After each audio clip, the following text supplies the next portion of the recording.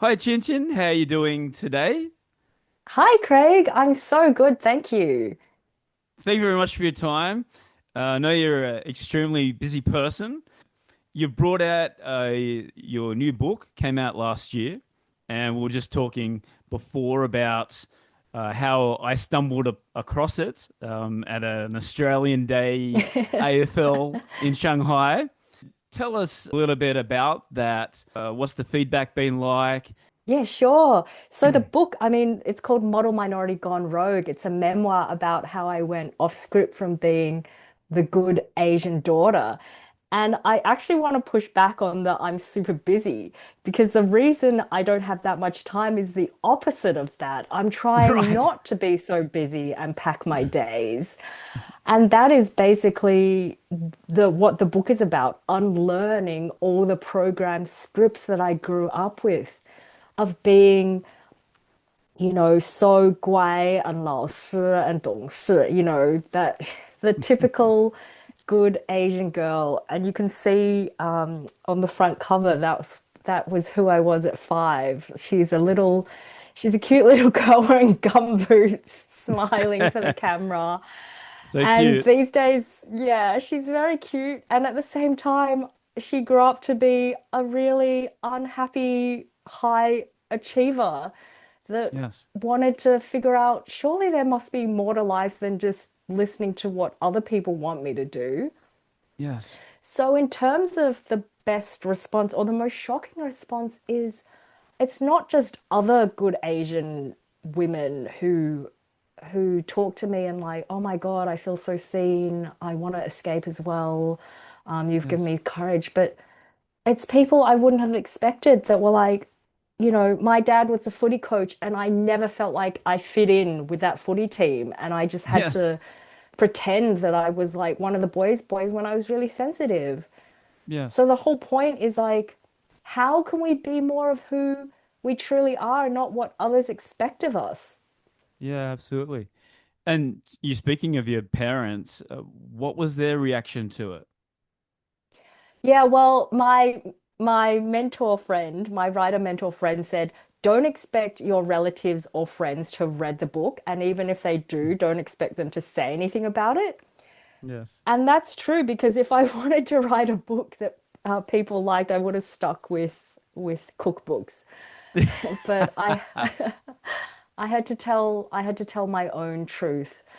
For so long, I'd been living what other people wanted for me and not being able to Yes. express what I wanted. So it was important, regardless of what my parents thought. It isn't a good Asian girl thing to write a book and tell all. It's Yes. not even in the Chinese culture to talk or trust or tell. But that's that's the point of being a writer or any kind of creative outlet that I had to listen to the call from within that doesn't make any sense Yes. otherwise. Was it difficult to be so bold and out there and tell the truth? At first, of course, Yeah. I started off as a corporate lawyer after studying accounting for 5 years. And the whole point of being a great lawyer is to think like an absolute pessimist and be totally risk averse. Yes. So I went from that, and it was only because of, feeling desperately unhappy, having so many different quarter life crises, family tragedies, Mm. life crises, that Yes. I was like, well, screw this. I can't hold back anymore. But it's an Yes. ongoing task, right? There are still so many ways that I'm probably, trapped. And the point is to be consciously aware or open-minded to unlearn those things. And I can give you an Yes. example. The recent one is like it's that cult of productivity. It's so ingrained, especially in China, right? You see 5-year-old kids who are doing homework until like 10 p.m. I was Yeah. doing that in Australia. My mom, my mom got maths books imported from China in the 90s. and I would do them in Yeah. the school holidays. And even as a writer now, I worked the hardest I ever did on this book. Yeah. And so I'm learning, to slow down and still not work as hard. And I've seen that, and it's so interesting that 4 and 5 year old kids here in Shanghai, I'm getting in trouble because I'm not giving them enough homework. You know Oh what I my mean? goodness. Yeah, yeah, they're What do you 4 years say to the old. parents? Yeah, Oh, my and heart. they're saying, Craig, you're not giving them enough homework. And it's like they're 4 years old. They should be playing in the mud, uh, and Exactly. that was the one thing that I could relate about in the book, uh, with your teaching experiences in Australia, trying to be a teacher, but also try and be a friend as well. So tell us a little bit about that, because I just sat there and that the bit in the book where it was about your teaching, and it was like, oh yeah, I remember that. Oh, that education question of East and West is underpinned by such different cultures. If you ask a Chinese person, what are the words that come to mind when you think of learning or education? They'll tell you completely different things from a person that grew up in the West. Yeah. When I think of education or when we think of schools, because we both grew up in Australia, and like we think probably fun or playing or like Yeah, friendship. And yeah, if you ask a Chinese person about what comes up if you think of schools, it's yeah, rote learning. So it's absolutely. difficult. I know though that after I left the law, I did become a teacher, as you mentioned, and it Mm. was it was reverse culture shock for me because I thought every kid wanted to go to university and uh, achieve. And that's not the case because we're so lucky in Australia that you can be a plumber and be earning way more than Yes. any white collar worker that I know. Yes. And there's not that option in China. So perhaps in the future, just like me, there'll be Chinese kids who end up in their 40s having way more fun than they ever had as a child. Yeah, absolutely. I'm always thinking that you should come into our school and tell your story, because it's the same situation where these students are coming to the school to then do the ATAR and Mm, then go to an Australian university from Shanghai. So they've come from all over China to live at the school and then mm. go to Australia. And then I'm seeing some of these people, some of these students, and I ask them just basic things about Australia, and they have no idea. I've started a culture class to talk about Australia to try and get them to adapt to that. But what advice would you give to these students that are planning to go to Australia? Questioning, questioning, questioning. It helps to question. Mm, Was taught, well, I know I was taught to not question. Asking why got me in trouble. yeah. But why is the key that unlocks a whole universe? And I mean, why do you start this podcast? It's because of that curiosity and that why, isn't it? Like, Yes. if children can retain that magic of asking why, then that will help no matter what you end up doing.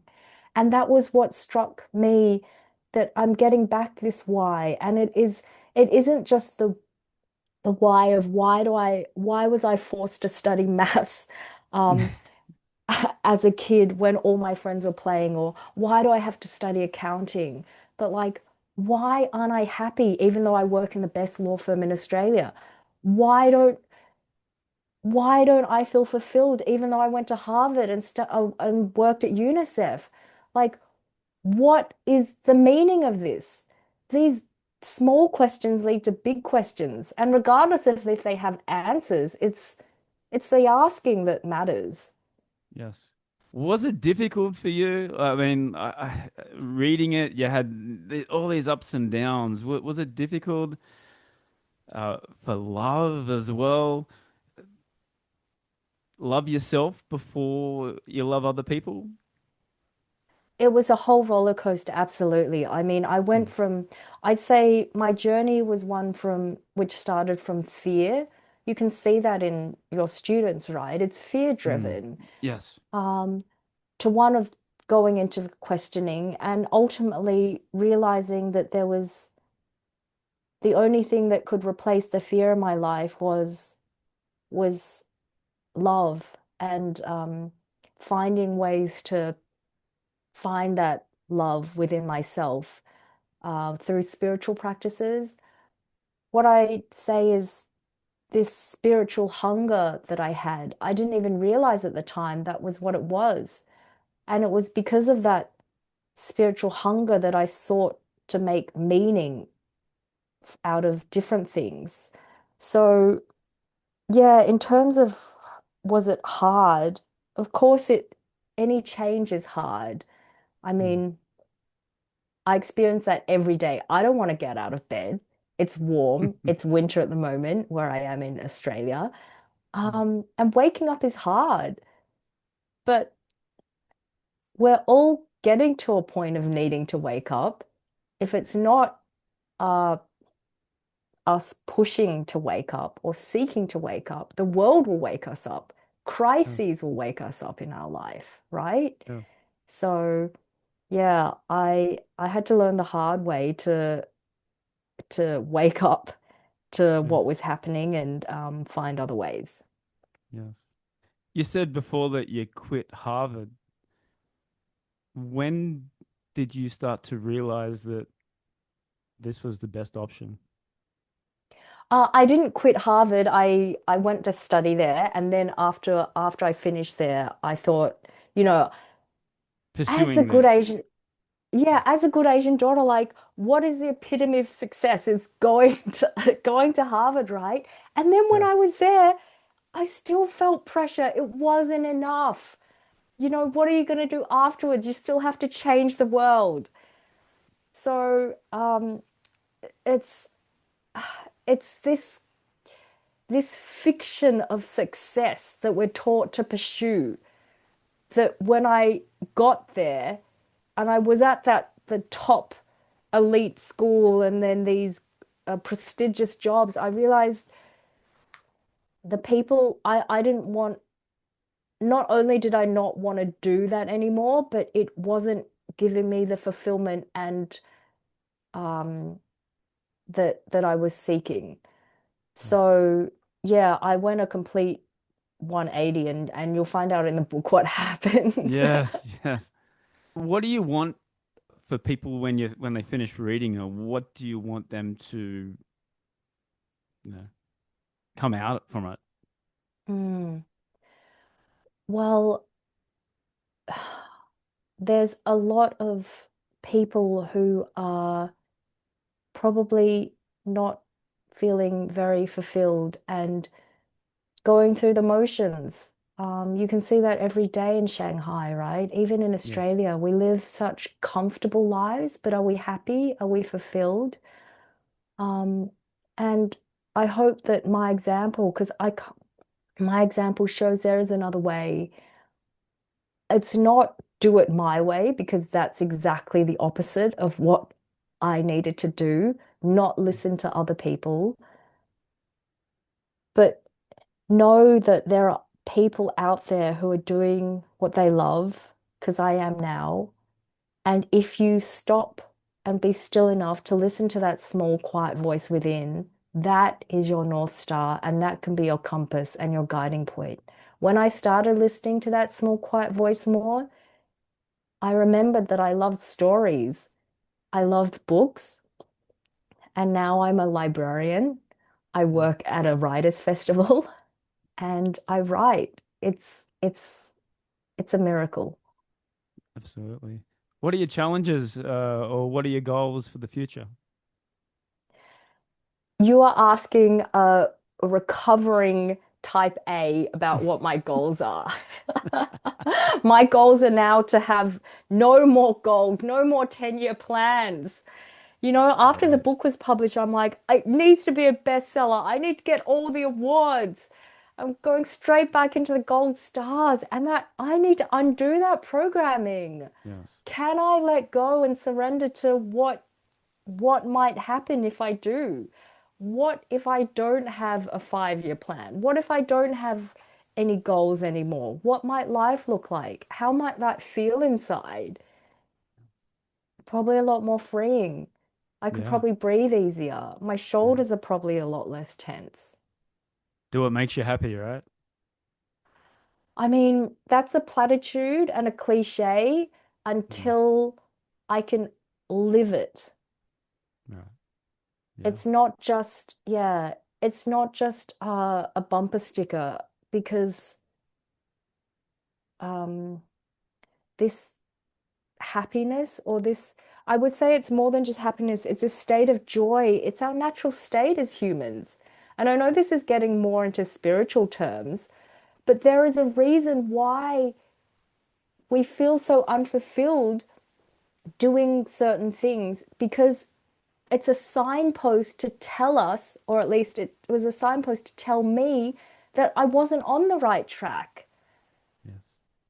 And until I listened to it and got out of denial, then I was going to keep on going down the wrong path. That's, yeah. We don't have a physical map to tell us if we're on the right path, but we can use our own body as and our own inner voice to guide us in the right direction to that path of joy and peace. Very inspiring, Chin Chin. Where can we get this book for It's people that want? available, yeah. Most of your podcast listeners, which country are they from, Craig? Australia and the US and the expats in China. Oh, awesome. Okay. So in the US, it is available at all bookstores and online, also in Australia. And in China, you can contact me, and I have a friend who is selling them in China. Awesome. And social medias, where can we find you? I have a love-hate relationship with social media, so right now I'm not on it. I need to maintain my focus. Good, good, good. And I am a internet and technology addict, so I have to deliberately be very careful not to go on because that is my crack. Just like my sister. My sister is exactly the same. She's not on any Facebook, Instagram, Twitter, no social medias, and she has a That's happy life. incredible. She does. Exactly. Yeah. So Yeah.